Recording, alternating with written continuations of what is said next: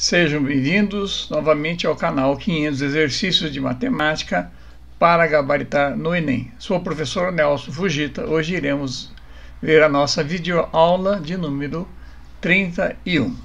Inicialmente vamos recapitular conceitos importantes que devem ser extraídos do enunciado de cada questão para que a gente possa elaborar uma estratégia para a resolução dos mesmos.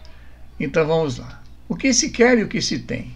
A pergunta que deve ser feita quando interpretamos o enunciado de um exercício de matemática para encontrarmos o que é pedido para se resolver o mesmo. E o que se tem? A pergunta que deve ser feita quando interpretamos o enunciado de um exercício de matemática para encontrarmos o que é dado para se resolver o mesmo. Tendo essas duas informações, é mais fácil elaborar uma estratégia e rapidamente efetuarmos a resolução do exercício. Então vamos à primeira questão de hoje. Caiu no ano de 2013 a questão 154 e diz o seguinte: a lei da gravitação universal de Isaac Newton estabelece a intensidade da força de atração entre duas massas. Ela é representada pela expressão F igual a G vezes M1 vezes M2 dividido por D ao quadrado, onde M1 e M2 correspondem às massas dos corpos, D a distância entre eles, G a constante universal da gravitação e F a força que um corpo exerce sobre o outro. O esquema representa as trajetórias circulares de 5 satélites de mesma massa orbitando a Terra. Então, nós estamos observando no diagrama 5 circunferências em torno da Terra, sendo a de maior diâmetro a do satélite A, de maior raio, a satélite A, e a de menor, o satélite E.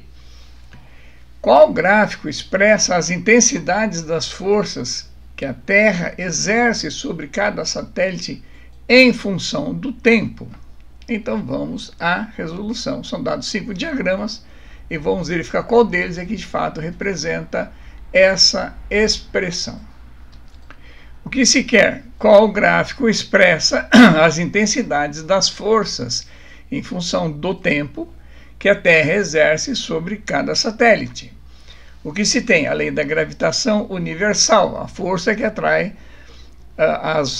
dois corpos celestes, é dado pela expressão F igual G, G é uma constante, chamada constante universal, da gravitação universal, que multiplica o produto das massas desses corpos dividido pela distância ao quadrado que os separa.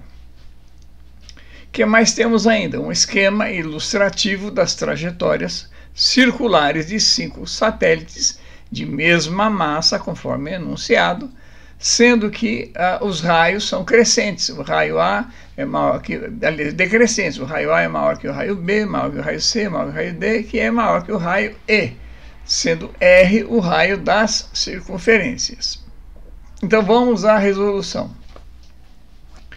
Como F é inversamente proporcional ao diâmetro ao quadrado pela fórmula da lei da gravitação universal, nós podemos observar que F é diretamente proporcional às massas, porém é inversamente proporcional à distância ao quadrado.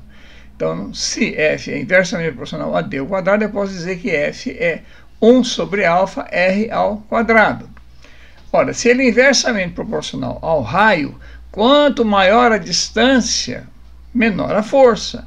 E quanto mais próxima a distância, maior a força de atração, visto que ele atua de forma inversa. Maior distância, menor força.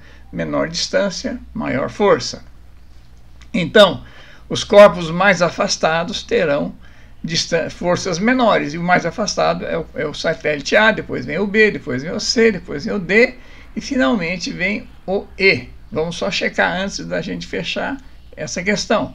Vejam bem, nós temos aqui a Terra, nesse núcleo central, em volta desse núcleo da Terra, do planeta Terra, temos a órbita de 5 satélites. A mais próxima é o satélite E. Portanto, por essa fórmula da gravitação, como a sua distância é a menor, inversamente, ela vai ser a força maior. E o satélite A, ao contrário, por estar mais distante, ter um raio maior, vai ter uma força menor, ok? Então vamos lá. Então, como agora essa força independe do tempo t, veja que nessa expressão aqui não existe a variável tempo. O tempo não faz parte da expressão da lei da gravitação universal. Então, como F independe do tempo, o gráfico será de retas paralelas ao tempo t. Onde é que nós temos retas paralelas ao tempo t? Nós temos aqui, ó, o gráfico A e o gráfico B. Bom, então nós já descartamos esses outros três gráficos aqui. É o primeiro ou o segundo. Vamos ver agora qual deles satisfaz essa relação que nós deduzimos. Ou seja, a força A tem que ser menor que a B, menor que a C e menor que a E. Então a força E é a maior delas, correto? E a força A é a menor delas. A força A é a menor delas e a força E é a maior delas. Força E a maior delas. Está aqui, a força E é a maior. Olha a distância aqui em relação a esse gráfico. Depois vem a força D, a força C, a força B e finalmente a força A, que é a força menor, porque esse satélite é o que está mais afastado. Portanto, o gráfico correto é o gráfico B. Resposta B. Ok? Vamos para a próxima. No ano de 2018, a questão 180 diz o seguinte: uma empresa deseja iniciar uma campanha publicitária divulgando uma promoção para seus possíveis consumidores. Para esse tipo de campanha, os meios mais viáveis são a distribuição de panfletos na rua e anúncios na rádio local. Considera-se que a população alcançada pela distribuição de panfletos seja igual à quantidade de panfletos distribuídos, enquanto que a alcançada por um anúncio na rádio seja igual à quantidade de ouvintes desse anúncio. O custo de cada anúncio na rádio é de R$ 120. A estimativa é de que seja ouvido por 1.500 pessoas. Já a produção e a distribuição dos panfletos custam R$ 180 para cada 1.000 unidades. Considerando que cada pessoa será alcançada por um único desses meios de divulgação, a empresa pretende investir em ambas as mídias. Considere X e Y os valores em reais, gastos em anúncios na rádio com panfletos, respectivamente. O número de pessoas alcançadas pela campanha será dado pela expressão, e são dadas 5 expressões em função de X e Y. Vamos ver a solução dessa questão. O que se quer? O número total de pessoas alcançadas pela campanha será expresso por... O que se tem? Campanhas publicitárias baseadas em panfletos e anúncios de rádio. Custo do anúncio de rádio, R$ 120 por inserção. Abrangência do anúncio, 1.500 pessoas. Custo dos panfletos, R$ 180 por milheiro, por 1.000 unidades. X, maiúsculo, o custo por anúncio de rádio. Y, maiúsculo, o custo por panfleto. Então vamos à resolução. X, que é o custo do anúncio de rádio, atinge 1.500 pessoas por anúncio. Portanto, se eu pegar R$ 120 e dividir por 1.500 pessoas ou ouvintes, eu vou ter o custo por um ouvinte, por um anúncio que atingiu o seu objetivo. Ou seja, um anúncio que atinge aquele ouvinte, o custo dele será R$ 120, que é o custo de todo anúncio, dividido pelo número de pessoas que ele atinge, são 1.500. Então, 120 por 1.500 vai me dar o custo de um anúncio. Se eu multiplicar pelo número total de pessoas que são alcançadas por esse anúncio, eu tenho o custo X, que é o custo do anúncio de rádio, através do rádio. Tá claro isso? Vamos repetir? Para quem não entendeu o raciocínio. A campanha publicitária considerou que, ao fazer um anúncio na emissora de rádio, atingiu com esse anúncio 1.500 ouvintes, 1.500 pessoas foram abrangidas. Portanto, para achar o custo unitário por ouvinte, basta pegar o custo total, são R$120, e dividir por 1.500.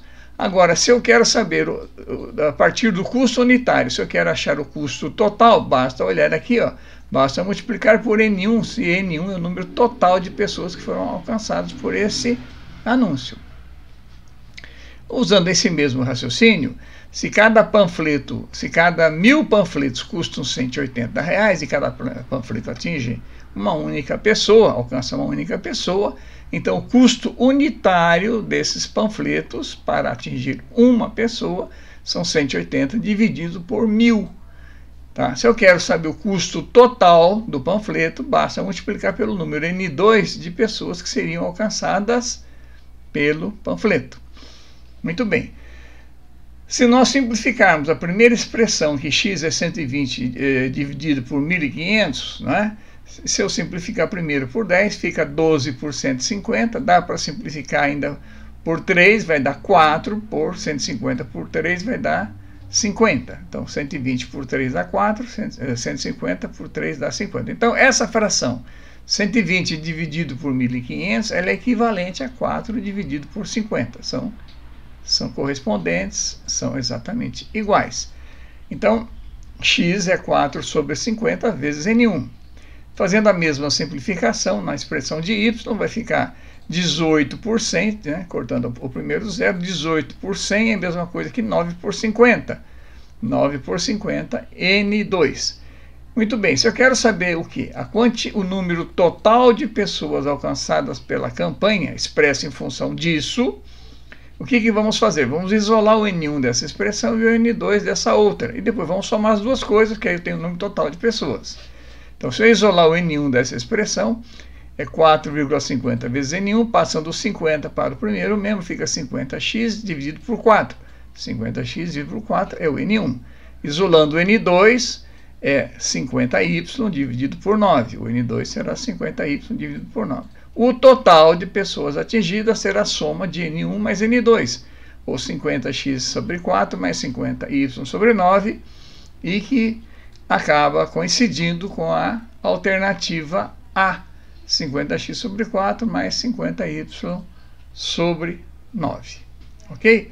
É um exercício interessante porque parte de uma hipótese, né, de um custo hipotético, dando as condições de N1 pessoas, N2, mas como ele pede o total, esse número de pessoas respectivos que são atingidos acabam desaparecendo. Ok? Então vamos para a próxima. No ano de 2017, a questão 173 diz o seguinte: 2 reservatórios A e B são alimentados por bombas distintas por um período de 20 horas. A quantidade de água contida em cada reservatório nesse período pode ser visualizada na figura. Então nós temos aqui uma quantidade de água armazenada.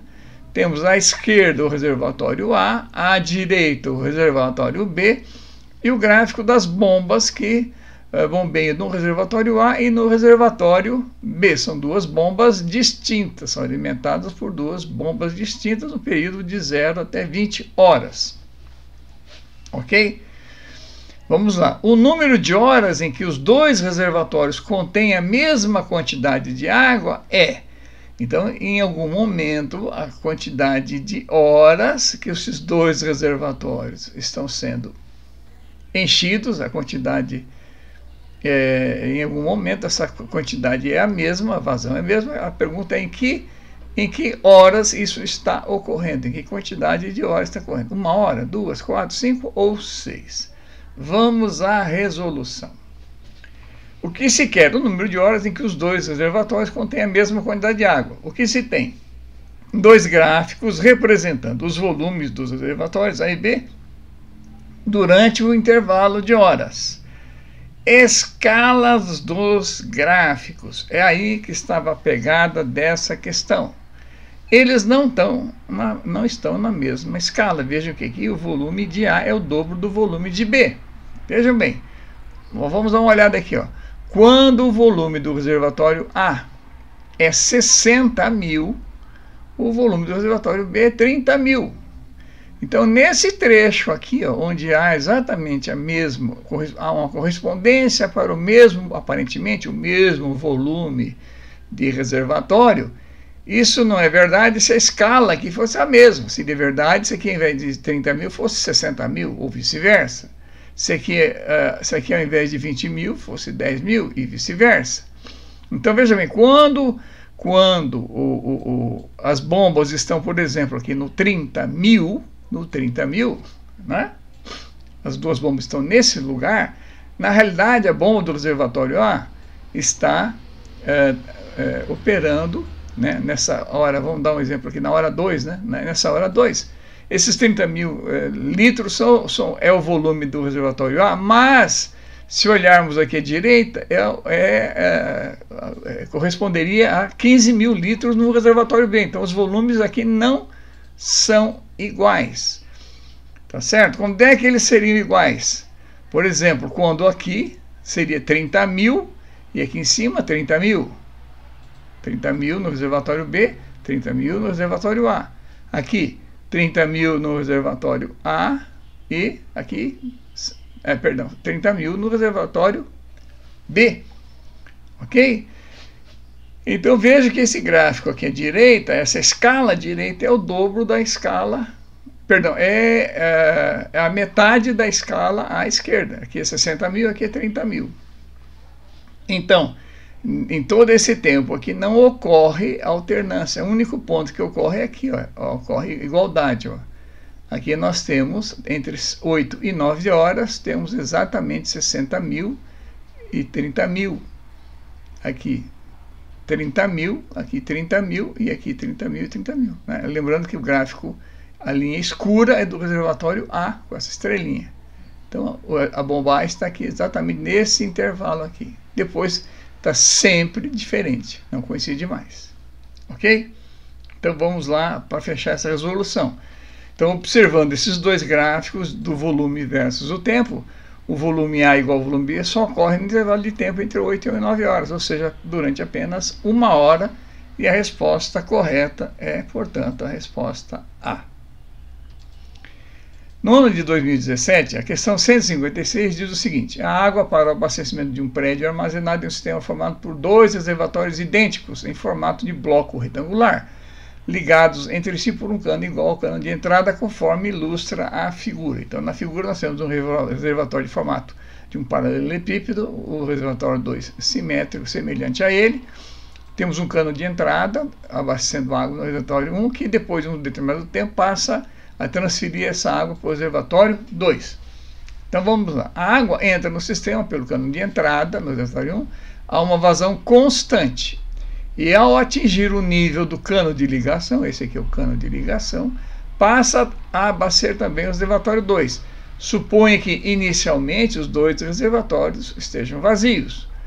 Qual dos gráficos melhor descreverá a altura H do nível da água no reservatório 1? H no reservatório 1, em função do volume de água no sistema, volume total de água no sistema. Então são dados aqui 5 gráficos. O gráfico A é uma linha reta, o gráfico B é uma linha curva seguida de outra, o gráfico C é uma linha reta, depois uma linha plana, horizontal, depois outra linha reta. O gráfico D é uma linha reta, crescente, uma horizontal e outra inclinada, com menor inclinação. Aqui essas inclinações são idênticas, aqui é diferente, né? E finalmente aí é uma curva, uma linha curva, começando com 0. Ok? Então vamos à resolução. O que se quer? Qual dos gráficos representa a variação da altura H do nível do reservatório 1, o primeiro reservatório, em função do volume do sistema? O que se tem? Reservatórios 1 e 2 vazios no início da entrada de água. A vazão de água que vai ser introduzida nesses reservatórios é uma quantidade constante, um volume, vazão constante, ou seja, que a vazão é dada por volume sobre tempo. É um conceito que se conhece da física, da mecânica dos fluidos, que é a vazão que entra sendo constante, significa que o volume que atravessa aquela seção na unidade de tempo é constante. O que mais se tem? Que a partir do nível do tubo de ligação entre os reservatórios 1 e 2, a água passa a ser distribuída também para o reservatório 2. Olhando a figurinha aqui, ó. No momento que essa água que estava aqui iniciando no reservatório 1, estava ambos vazios os reservatórios. Quando ela começa a encher, a hora que ela atingir esse nível do cano de ligação, tá certo? O que acontece? A água agora passa a encher o reservatório 2. Ela estaciona, a sua altura estaciona por um certo tempo, até encher totalmente o reservatório 2 até esse nível. E a partir desse nível ele torna a subir novamente o nível dos dois reservatórios, tanto do reservatório 1 quanto do reservatório 2 sobem por questão de vasos comunicantes, vão subindo na mesma velocidade, porque a vazão é constante. Vamos à resolução. Se a vazão Q é constante e Q é volume sobre tempo, sendo uma constante, no início do abastecimento, esse volume que está entrando no reservatório, por ser um reservatório paralelepipédico, o formato de um paralelepípedo, é dado pela área vezes a altura, a área da base desse paralelepípedo, a área do retângulo, a área retangular do paralelepípedo, vezes a altura H1. Que altura é essa? Aquela que o exercício pede para achar uma expressão, uma variação, um gráfico. Então, essa altura H1 vezes a área 1 vai dar o volume dividido pelo tempo, que é a vazão, vai ser constante. A1, a área do reservatório 1, e H1, a sua altura de água. Se eu isolar, portanto, o H1 vai ser igual, passando para lá, né, eu vou ter aqui, então, o volume, que é A1 vezes H1, isolando, vai dar K vezes V. Tá? H1 é igual a K vezes V, constante vezes o volume, que é uma equação da reta, ou seja, a altura, já que a área é constante, a altura é diretamente proporcional ao volume. Portanto, esse trecho aqui, enquanto está enchendo o reservatório, é uma linha reta, Até onde? Ele vai crescer linearmente até a entrada da água no reservatório 2. A partir daí, H1 permanecerá constante, porque vai estar enchendo o segundo reservatório. Até que o nível H2 e H1 se igualem. Ao se igualar, então, entre esses dois reservatórios, atingido esse patamar, H1 volta a crescer linearmente. Claro que agora com menor inclinação. Por quê? Porque agora a relação dele vai ser volume pelas duas áreas, a área do reservatório 1 e a área do reservatório 2. Essa vazão tem que ser distribuída para os dois reservatórios. Então agora ela vai subir com menos inclinação, né? mais lentamente. Por quê? H1 seria novamente agora uma constante vezes o volume, porém essa constante seria menor que K. Então, olhando esse gráfico aqui, ó, vejam bem, exatamente o gráfico D satisfaz essa condição. Ele começa do zero, sobe linearmente, crescendo, né, segundo a equação de uma reta. H1 é K vezes V, que é volume pela área 1. Chega nesse ponto que a água começa a transbordar para o outro reservatório, essa altura fica estacionada aqui. Quando a água enche completamente o reservatório até esse mesmo nível, tá certo? Ele volta a subir novamente, só que não com a mesma inclinação. Por quê? Porque agora a água tem que ser dividida, vamos dizer assim, entre os dois reservatórios. Então essa altura torna-se agora menor proporcionalmente a isso e a inclinação aqui muda. Ok? Vamos ver que os outros gráficos não satisfazem. Tá? Esse aqui nem é linha reta, esse aqui é uma linha curva, esse seria uma linha reta, estaciona, correto, só que aqui, olha, essa inclinação é a mesma. Então a alternativa E não é correta, e sim a D, porque a inclinação da reta agora tem que ser menor do que a inclinação inicial no reservatório 1. Ok? Ficou claro? Então, entre os gráficos D e C, o correto é o gráfico D. Resposta D, ok? Vamos para a próxima. No ano de 2018, a questão 148 diz o seguinte: para criar um logotipo, um profissional da área de design gráfico deseja construí-lo utilizando o conjunto de pontos do plano na forma de um triângulo, exatamente como mostra a imagem.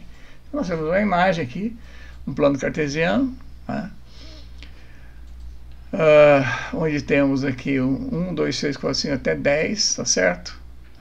E aqui um triângulo retângulo, de fato, triângulo de base de 10, altura 10, e aqui a diagonal do triângulo, a hipotenusa desse triângulo, que seria a diagonal desse quadrado aqui, né? Ok? Vamos lá.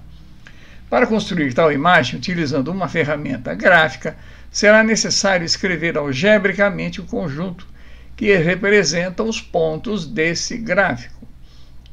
Esse conjunto é dado pelos pares ordenados, x, y, que são pertencentes ao conjunto dos números naturais vezes o conjunto dos números naturais.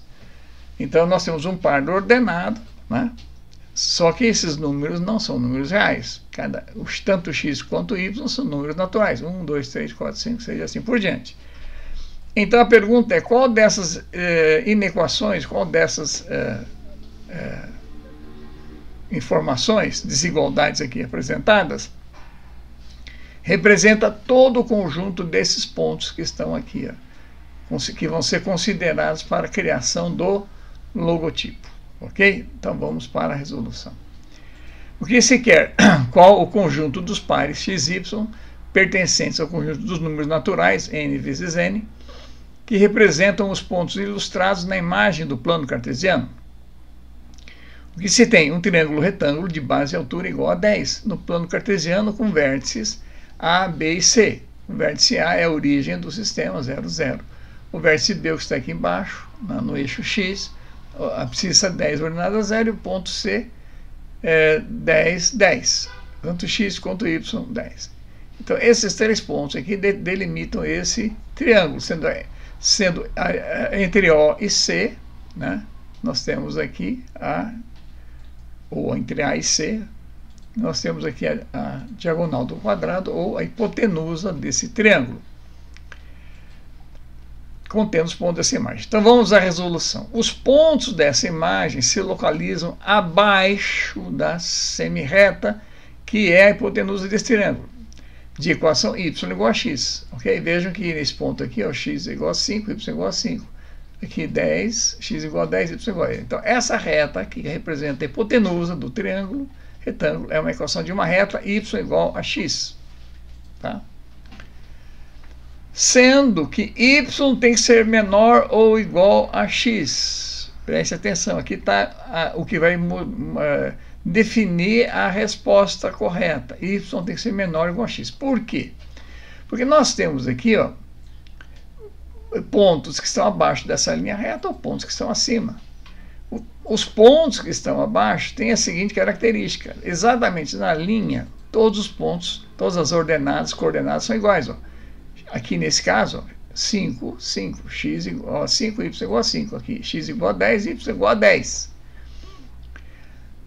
Vejam bem, eu posso ter um ponto aqui, x igual a 10 e y igual a 5? Posso. X igual a 10 e y igual a 5. Posso ter um número y igual a 10 e x igual a 5? Y igual a 10? Não.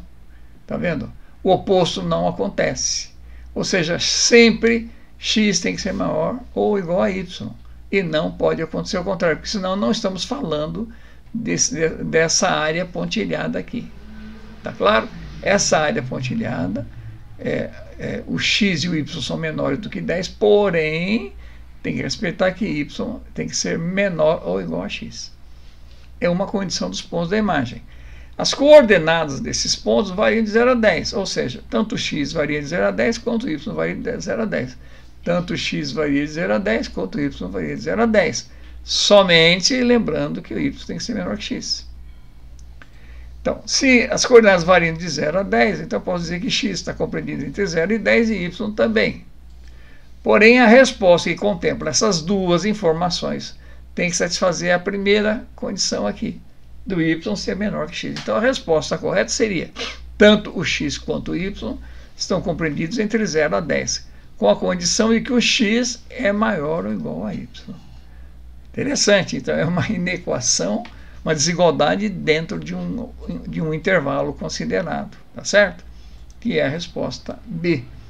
0 menor ou igual a x, menor que x, menor ou igual a 10. Então vejam bem que a questão C aparentemente estaria correta, aparentemente, se tivéssemos tratando de todos os pontos desse quadrado aqui. Porém, como se trata apenas dos pontos que estão abaixo dessa semi-reta, eu tenho que, além disso, incluir essa alternativa aqui, que y é menor ou igual a x. Ok? Uma pegadinha interessante. E esse exercício deve ter dado muito questionamento, com certeza. Vamos para a próxima. No ano de 2017, a questão 174 diz o seguinte: neste modelo de termômetro, os filetes na cor preta registram as temperaturas mínima e máxima do dia anterior, e os filetes na cor cinza registram a temperatura ambiente atual, ou seja, no momento da leitura do termômetro. Esse termômetro aqui, que o gráfico mostra, é um termômetro chamado termômetro de máxima e mínima, tá certo? Ele tem 4 bulbos aqui, sendo que 2 deles eles ficam, quando atinge a máxima temperatura, eles não recuam, e quando atinge a mínima também não recuam. Então marcam sempre a máxima e a menor, enquanto que a escala cinza mostra a leitura atual, ok? Então vamos lá. Por isso, ele tem 2 colunas. Na da esquerda, os números estão em ordem crescente, de cima para baixo, de menos 30 até mais 50. Na coluna da direita, os números estão ordenados de forma crescente, de baixo para cima, de menos 30 até mais 50, aqui de menos 30 para... Aqui decresce e aqui cresce, ok? A leitura é feita da seguinte maneira: a temperatura mínima é indicada pelo nível inferior do filete preto na coluna da esquerda. A temperatura máxima é indicada pelo nível inferior do filete preto na coluna da direita. A temperatura atual é indicada pelo nível superior dos filetes cinza nas 2 colunas. Filete cinza nas 2 colunas. Então vamos à pergunta: qual é a temperatura máxima? Então vamos ver a temperatura máxima. É aquela que é indicada pelo nível inferior do filete preto na coluna direita. Qual a temperatura máxima mais aproximada registrada nesse termômetro? São dadas 5 alternativas, alguns já viram a resposta, mas vamos lá à resolução. O que se quer? Qual a temperatura máxima registrada no termômetro de máxima e mínima? O que se tem? Informações de funcionamento desse termômetro, da temperatura mínima, da temperatura máxima e da temperatura atual. Vamos nos ater à leitura da temperatura máxima, que é o que o exercício pede. A temperatura máxima é registrada pelo nível inferior do filete preto à direita. Temperatura mínima do filete preto à direita. Filete preto à direita, é esse daqui.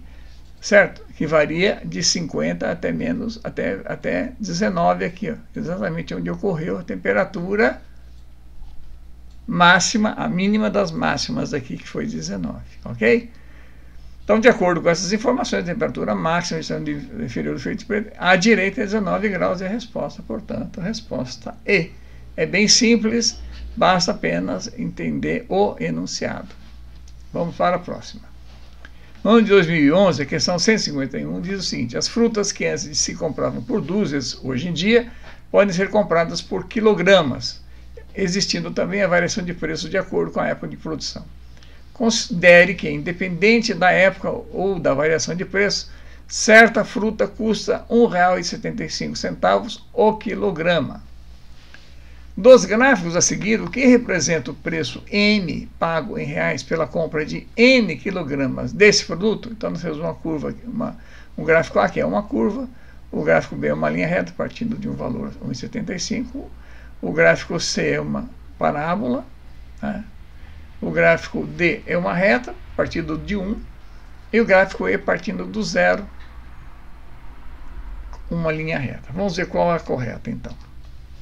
O que se quer? O gráfico que representa o preço M pago em reais pela compra de N quilogramas do produto. O que se tem? O custo de certa fruta é R$ 1,75 o quilograma.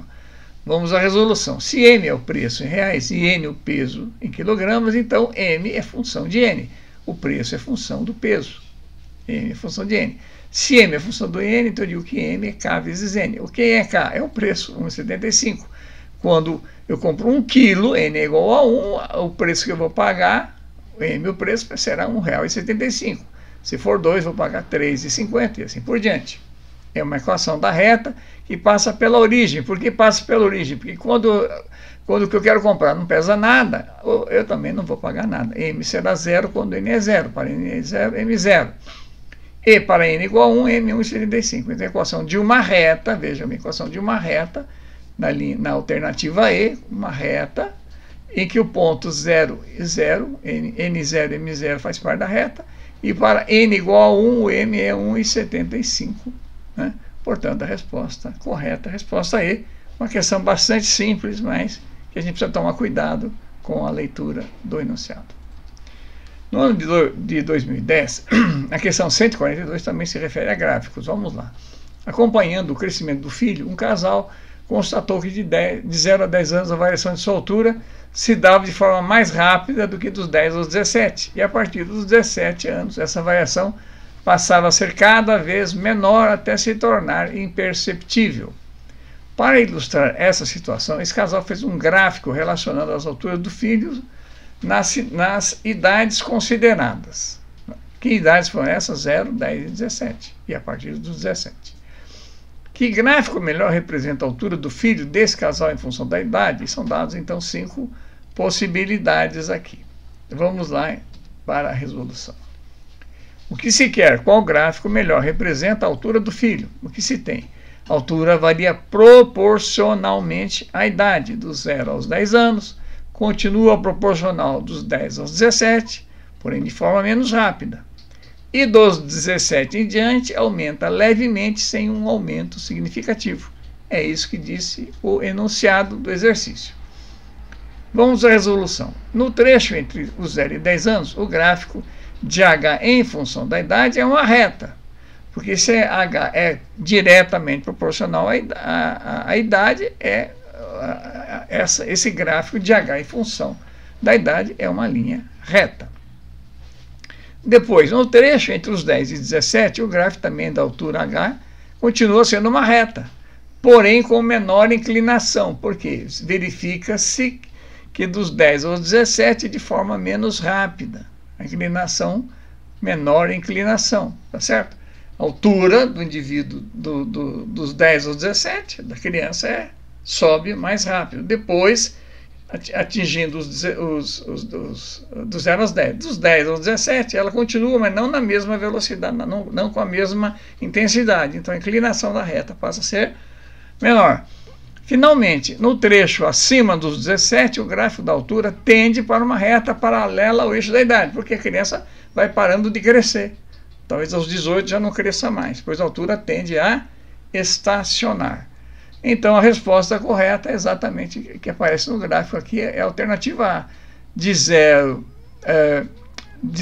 até 10 anos, esse trecho aqui, ó, da idade, ela cresce com uma certa inclinação. Depois dos 10 aos 17, ela continua uma reta, mas reduz a inclinação. Depois dos 17 aqui aos 18, mostrando, ela começa agora a tender para uma reta, e a partir desse trecho ela torna-se uma reta. Portanto, a resposta é a alternativa A.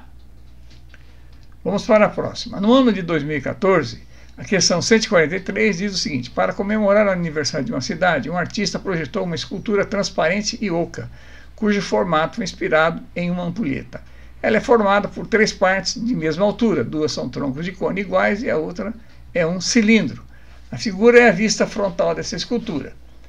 No topo da escultura foi ligada uma torneira que verte água para dentro dela com vazão constante. O gráfico que expressa a altura H da água na escultura em função do tempo decorrido, T é.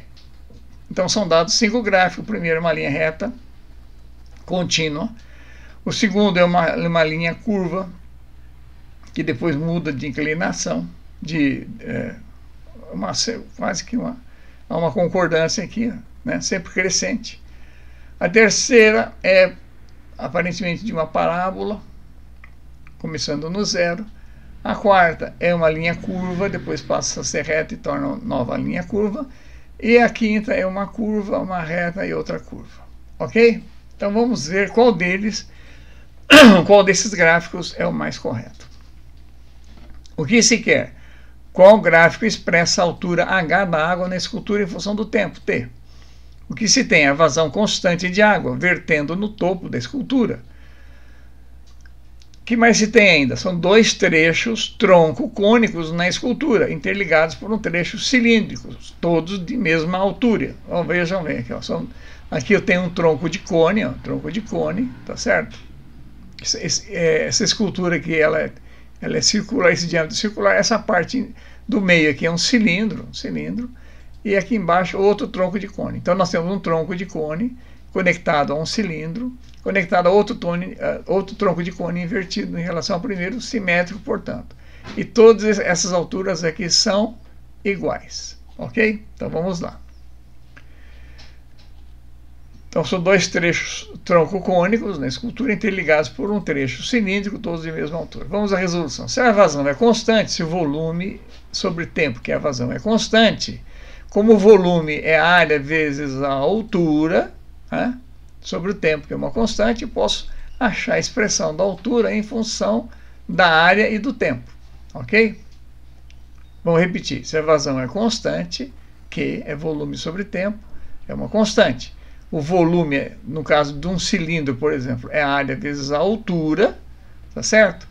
Sobre tempo é uma constante. Se eu isolar dessa forma a altura será a constante dividida pela área vezes tempo. Ou seja, a altura e a área são inversamente proporcionais, visto que o volume é constante. A vazão é volume sobre tempo, que é constante. E o volume é a área vezes a altura. Se eu subo a altura, eu tenho que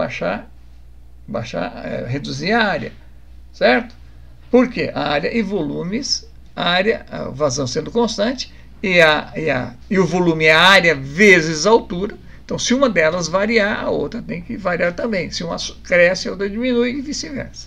Então, vamos lá. Na parte cilíndrica do reservatório, o que acontece? A área é constante. E, portanto, H é uma reta. Vamos voltar aqui na figurinha. Nessa parte cilíndrica, à medida que a água vai enchendo aqui, a altura vai subindo de forma linear, porque a vazão sendo constante, a área sendo constante, essa altura vai crescer de forma linear. Vamos lá. Ok? Então, H, que é K sobre a área é constante, então vai ficar K' vezes T. Olha, se eu digo que H é uma constante vezes o tempo, H, em função do tempo, é uma reta. Na parte tronco-cônica inferior do reservatório, a área é dada por πr ao quadrado. Essa área igual a πr ao quadrado, ela vai sofrendo uma redução. Olha, na parte tronco-cônica, a área vai reduzindo de um raio maior até o raio menor, que vai ficar coincidente com a do cilindro. Então, se eu reduzo a área, à medida que a vazão sendo constante, a área vai reduzindo, a velocidade vai aumentando. E a altura vai aumentando não de forma linear, mas de forma exponencial. Porque a altura vai ser proporcional, a área é proporcional ao quadrado do raio. Ainda que o raio varie linearmente, mas o quadrado do raio vai variar exponencialmente. Ok? Então, vamos lá. Na parte tronco-cônica inferior do reservatório, A igual a πr ao quadrado, reduz da seção maior para a seção menor. Então, H aumenta exponencialmente com o quadrado do raio, pois a área se reduz. E o produto A vezes H tem que se manter constante. É a condição do exercício, vazão constante. Na parte tronco-cônica superior do reservatório, ocorre o inverso. Na parte tronco-cônica superior do reservatório ocorre o inverso. O que vai estar acontecendo com o raio? Agora ele vai expandindo, vai aumentando. Se ele vai aumentando a área, a velocidade vai diminuindo aqui. E a altura vai subindo, mas de forma com menor intensidade. Se ela vir com maior intensidade aqui embaixo, aqui ela vai atenuando essa inclinação. E vai sendo proporcional ao raio ao quadrado. Inversamente proporcional à área, e a área proporcional ao quadrado do raio. Né? πr ao quadrado. Ok? Então vamos à continuidade aqui. Então, na parte tronco-cônica superior do reservatório ocorre o inverso. H diminui exponencialmente com o quadrado do raio, pois a área aumenta e o produto área vezes altura tem que se manter constante, porque a vazão é constante. Como os três trechos têm a mesma altura, então o gráfico correto é o quarto gráfico, é esse daqui. Tá? Por quê? Vejam bem, nós temos aqui, ó, O trecho cilíndrico aqui, ó, é uma linha reta.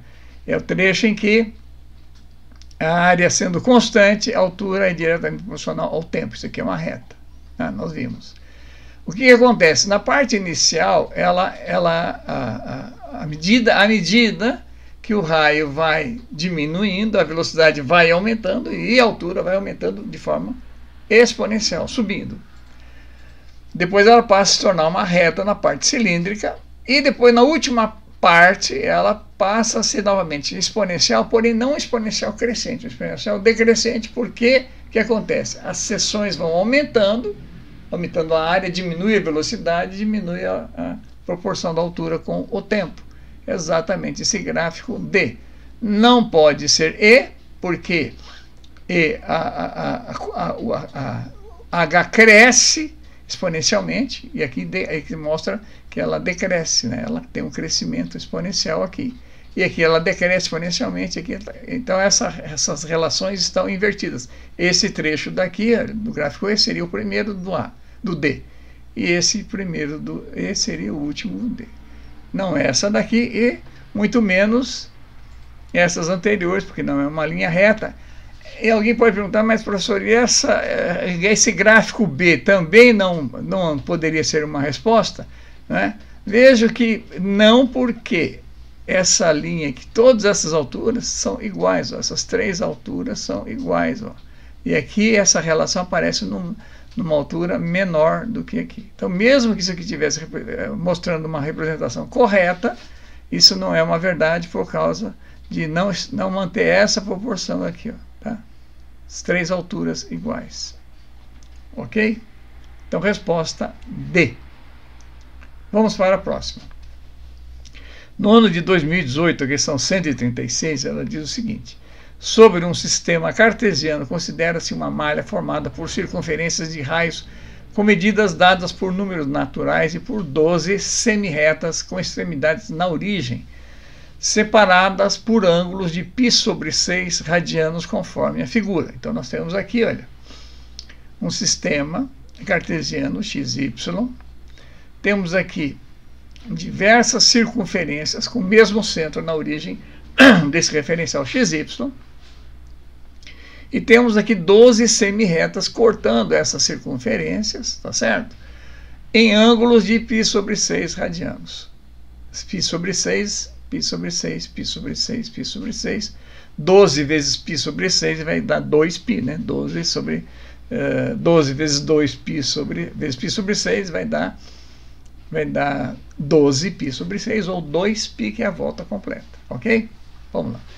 Suponha que os objetos se desloquem apenas pelas semirretas e pela circunferência. Então, só pode ser caminhado pela circunferência ou pela semirreta, para cima ou para baixo, para a direita ou para a esquerda.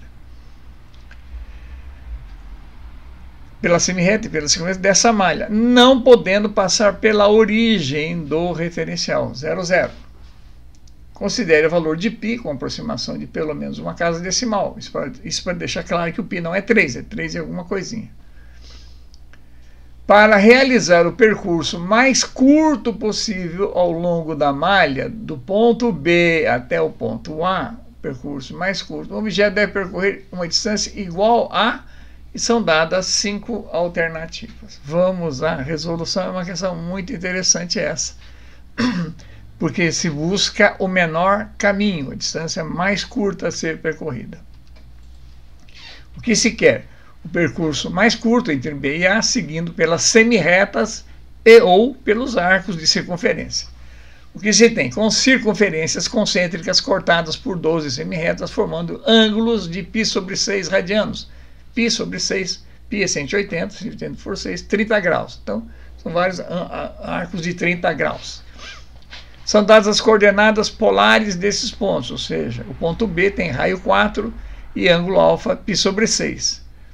E depois o ponto A tem raio 6 e ângulo alfa 5π/6. Vamos conferir isso que eu estou falando aqui. Opa. O ponto B tem as seguintes coordenadas. Ele tem um raio 4, 1, 2, 3, 4, raio 4. Tá? E em relação a esse referencial aqui, ó, ele tem esse ângulo que é π sobre 6, ângulo P. Então, 1, 2, 3, 4, as suas coordenadas, correspondente ao raio e ao arco. O ponto A, olha o arco do ponto A, faz tudo isso aqui, ó, certo? O arco do ponto A é 1, 2, 3, 4, 5 vezes esse, que é 5 vezes π sobre 6. E em relação à origem, o raio dele é 1, 2, 3, 4. Portanto, o ponto A tem raio 6 e alfa 5π sobre 6.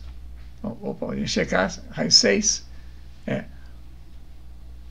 olhando aqui novamente, 1, 2, 3, 4, 5, 6. Tá? 6. Ok? O percurso não pode passar pela origem do sistema cartesiano.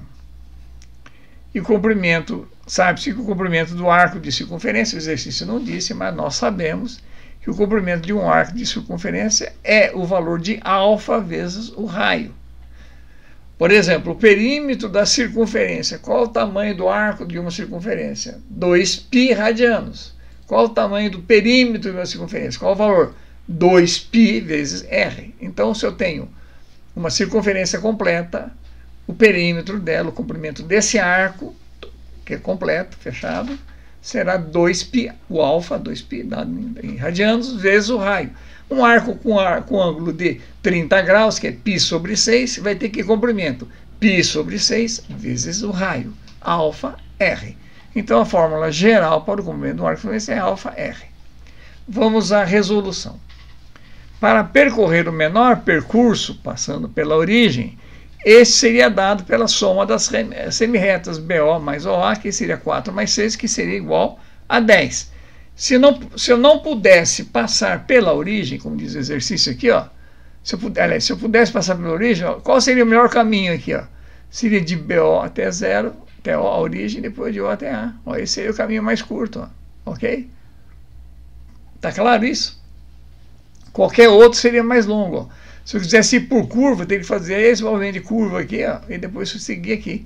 Mas esse arco é bem maior do que esse trecho. Então vejam bem, porém, eu não posso fazer esse movimento direto. O que eu tenho que fazer? Eu tenho que ir de B até 1, por exemplo, que é mais próximo do ponto O, faço um desvio aqui, ó, vou até a linha que está A e sigo reto novamente até A. Então eu tenho que fazer um movimento de B até 1, de 1 sigo até esse ponto aqui, 1, de raio 1, na projeção de A e sigo até o ponto A. Ok? Então vamos lá. Para desviar do centro O desta circunferência, o caminho mais curto seria descer pela semirreta de B até a circunferência de raio 1, seguir pelo arco até a semirreta que passa pelo ponto A e subir até a mesma. Assim, o percurso seria 3, que é B1, mais o arco de B1 até A1. Quem é o arco de B1 até A1? É a diferença dos arcos. 5π sobre 6 menos π sobre 6. Esse aqui é o arco de B1 até A1. Vamos voltar lá para conferir. O arco... Esse arco aqui, ó, tá? Vai ser 1 vez, 2 vezes, 3 vezes, 4 vezes π sobre 6. E o raio é o raio 1. Comprimento do arco é o ângulo em radianos, que é 1, 2, 3, 4 vezes π sobre 6, vezes o seu raio, que é 1. Então ele desce 3, faz esse comprimento aqui, ó, 4π sobre 6 vezes 1, e anda mais 1, 2, 3, 4, 5, 6 até A. Então vamos lá. Então anda 3, faz o arco B1 a 1, que é 5π menos 1, vai dar 4π sobre 6, vezes o raio, que é 1, mais 5 unidades. Isso vai dar 8 mais 4π sobre 6. 4π sobre 6 é 2/3 de π, simplificando, o que dá exatamente a resposta A. 2π sobre 3 mais 8 é a menor distância a ser percorrida. Ok? Com isso nós encerramos mais uma aula do nosso curso. Foram mais 10 questões importantes de interpretação de gráfico, de relações também trigonométricas, né? Vocês viram coordenadas polares nessa última questão. Questões de interpretação de escalas nos gráficos, vocês viram que tinha uma questão de reservatórios com escalas diferentes, tem que chamar muita atenção para esse tipo de pegadinha. Espero que todos se inscrevam no canal, né? Isso vai beneficiar uma série de pessoas que não têm acesso também ao curso, e com isso faz com que o YouTube possa melhorar a visibilidade do canal. Agradeço mais uma vez a presença de todos e até uma próxima.